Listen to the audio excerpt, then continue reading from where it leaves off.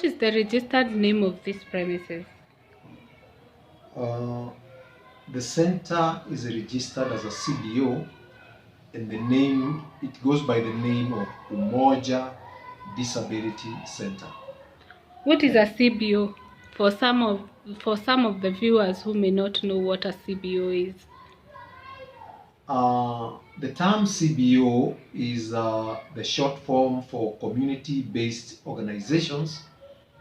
This is the upper part of the self-help group. If a self-help group matures and expands, it graduates to become a CBO, and sometimes even the CBOs graduate to become NGOs. When was this disability center started? Now, the Disability Center started way back in 2017 in form of an idea. And in 2018 is when we implemented and started construction. The construction ran for about 2 years. Unfortunately, the corona struck, but we still continued with it. In 2020, around July, August, we realized that our construction was mature to take in various programs. So, which are these various programs that you undertake at this center? Now, our center has received on board mothers who are caregivers to children who are differently abled. We have also accommodated teens and youth, and we are just crafting the project in such a way that it is going to be of use to them. For the youth, we want to do mentorship. For the mothers who happen to be the caregivers of the children who are differently abled, we are encouraging them to carry on a merry-go-round for a certain time so that they get used to one another. And thereafter, we are going to introduce them to organizations that give funds for empowerment. What inspired you to start this center? We started the center through that idea, but before that, I worked for an organization called Physically Disabled Technicians of Kenya, which is a society, and it was just there for the welfare of its members. But then I found that it was not really delivering on what I thought were challenges facing people with disability.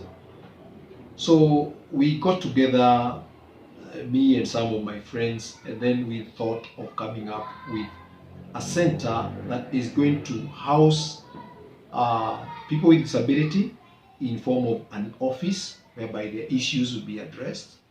Then we can even direct them after having given them the right information. And through that, the center was born.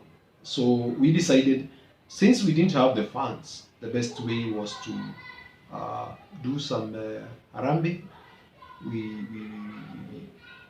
We approached our friends, we did a WhatsApp, and we got the first 500 shillings and the center. Did you mean 500 shillings or 500,000 shillings? I said 500 shillings. Was Oh. the first donation we got for the structure. Okay. And right now it is running into about 3.6 million. So what did you do with 500 shillings? Actually, we were very excited when that gentleman sent us the 500 shillings. It was the first money we received for this project. We didn't do much, but we just held on to the money. But immediately thereafter, we started receiving donations. 1,000 shillings, 2,000, 5,000, 10,000. One gentleman has invested in this project more than 300,000. Wow. Wow, that's great. Yeah.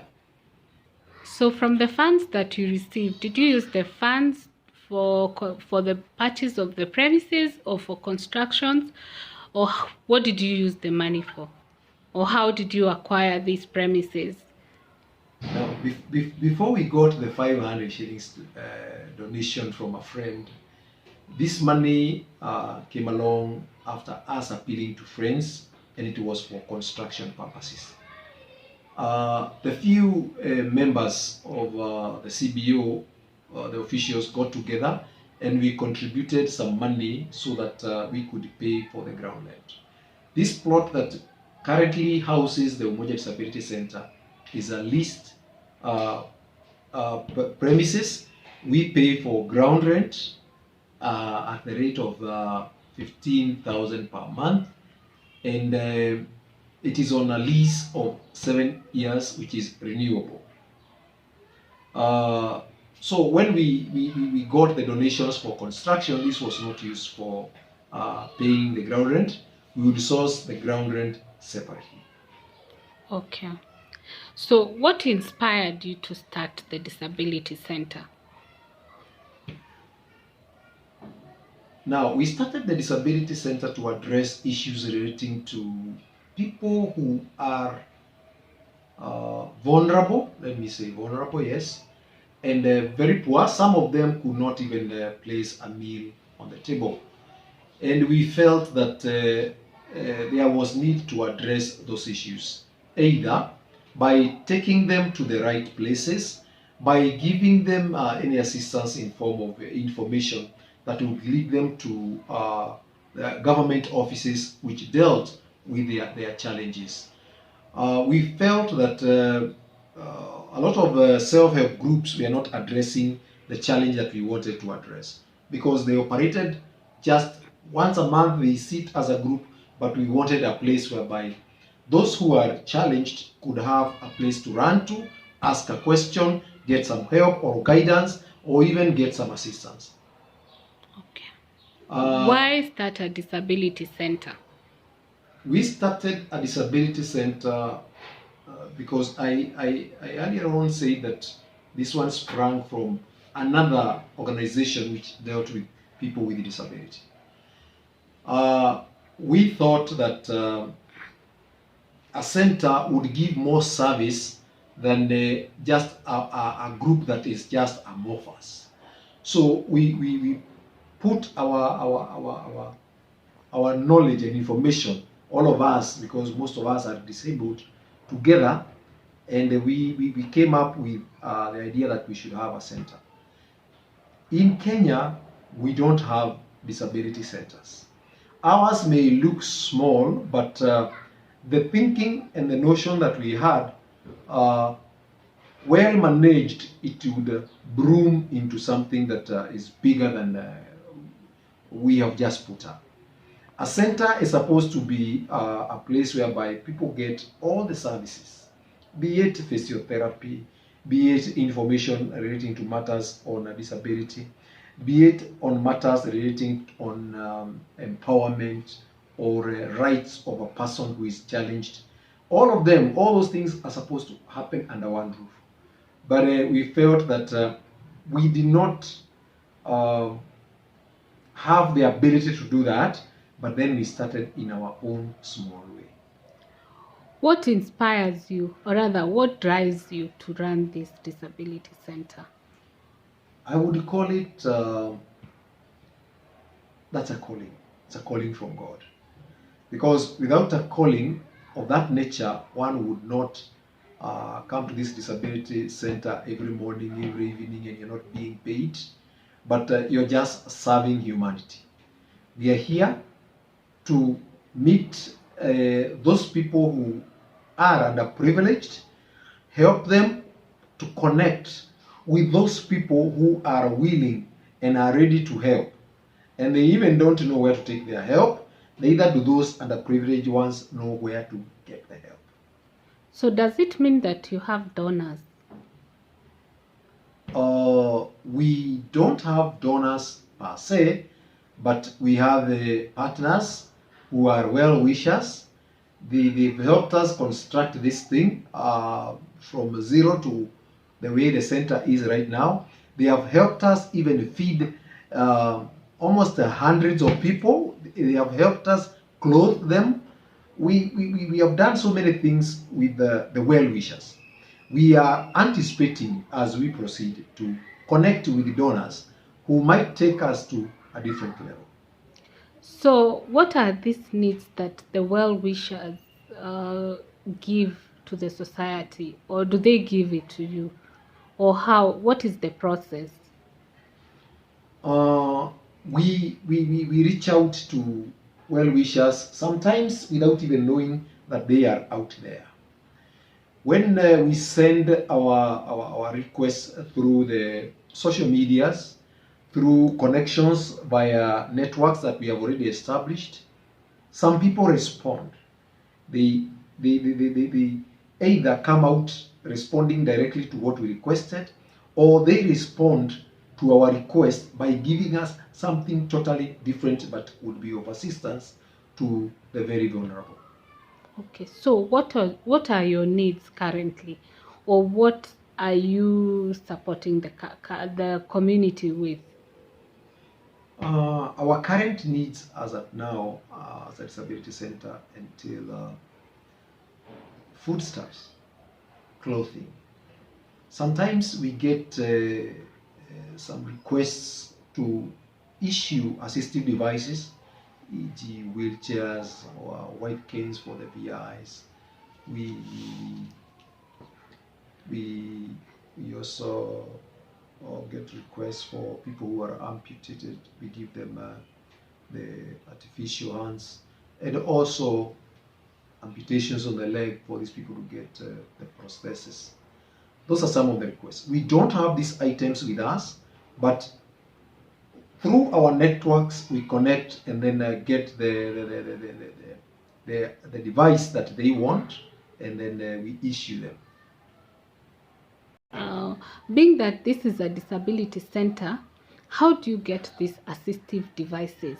Is it that you send someone to the well-wisher, you link them up, the person gets to the hospital, and then they get fitted, or are you given money to have it fitted, or how do you go about it?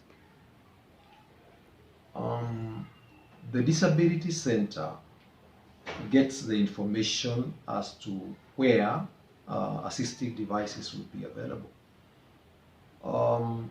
If the person comes to us who is in need, we reach out to organizations which deal with that assistive devices. So we don't get any cash transaction taking place whereby you find that somebody has come to us and then a donor gives us money to go and buy. No, we get that person, work with them up to the place whereby the assistive device will be available, and then they get fitted, and then we walk home. All we do ourselves is take the person there and then take them home. Sometimes organizations choose, maybe especially those ones which donate wheelchairs, they ask us, how many people do you have who need wheelchairs? 3, 5, 10. Once we've identified the persons, all they do is send us the wheelchairs, and then we issue them out and then capture them on a video or still photos, and then send them back to the donors. So ideally, you're facilitators. We are facilitators, yes. Okay. And you don't necessarily require, if someone requires an assistive device, you require them to get the device from the well-wishers directly. They don't necessarily, apart from the wheelchairs that they bring here, they don't necessarily need to meet, they don't necessarily need to link up, but they can meet up if the well-wisher intends to meet the person. In most cases, you'll find that the assistive device is fitted on that person by the organization that is donating it. Okay. If it is the prosthesis, say the foot, Jaipu does it for us. If it is the hand, Rotary Club Nairobi Tumishi does it for us. And we find it very convenient because if somebody also needs a white cane, we take them to whoever is having the white canes and they are distributing them. What is a white cane? A white For cane, those of the viewers who may not know what it is. okay, a white cane is a stick which is used by those people who are visually impaired to find their way around even when they don't have a guide. Okay. Okay. So my next question would be, what are your other needs apart from the assistive devices? For the disability center, it has a lot of needs which we have not met because of one being very young. But we feel people have been making a lot of inquiries how we can assist them with, paying for hospital bills resulting from operations as a result of the disability that the person carries. School fees for some of them who cannot even afford. Maybe the caregiver is unemployed and very poor or very old. Maybe they are orphans and then there is a disability there. They are most likely to come running to us for assistance. But others also walk in as a result of the disability and ask us to try and help them get jobs because they are educated up to certain levels, but they don't have jobs. As we grow, we feel that we are going to address those fields because there is need for that. There is need for that. Okay. So do you work at the center alone or you have a team? We have a team at Ummoja Disability Centre. The very key group in the leadership of this place is the committee that formed and runs the Ummoja Disability Centre under the chairmanship of David Thuo. I have the team that usually comes and has volunteered at the center for some time now.